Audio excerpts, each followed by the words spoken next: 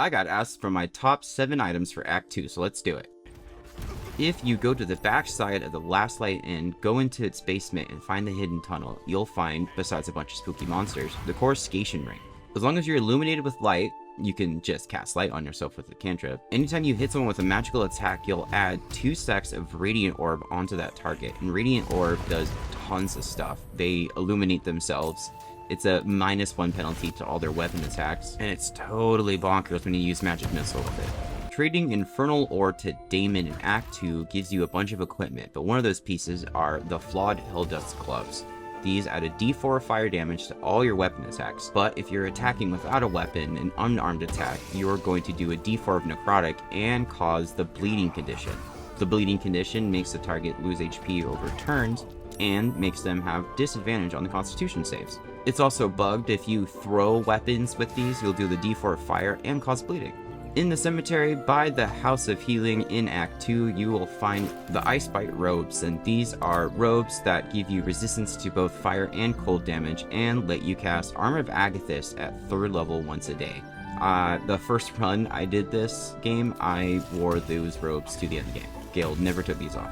The Killer's Sweetheart is a ring that you'll find in Shar's Gauntlet in the area where you have to fight yourself. Little side trick, you can take all of your equipment off before you walk into the room, and then right before you fight them, put your equipment on, and then you'll be fighting your naked self. It's a lot easier that way. This allows you to choose your next critical hit, which is very important for rogues with sneak attack or paladins with divine smites, as long as you take down a target beforehand.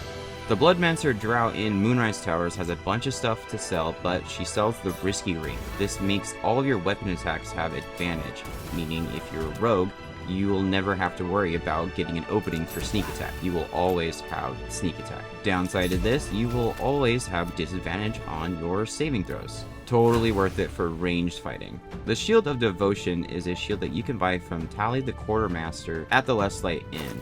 This shield gives you an additional level 1 spell slot for you to use on whatever you want. It additionally gives you the Aid spell, castable 1 time a day on just yourself at level 3.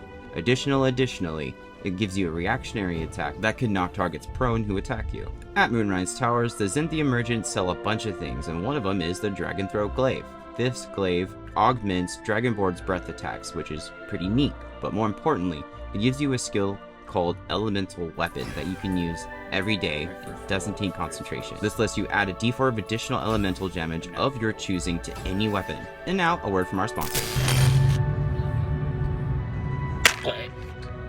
Major thank you to anyone who sponsors this channel, especially these guys right here. Every week I raffle off prizes to give to the members who support the channel. If you want to join this list, there's a link in the description. Thanks a bunch!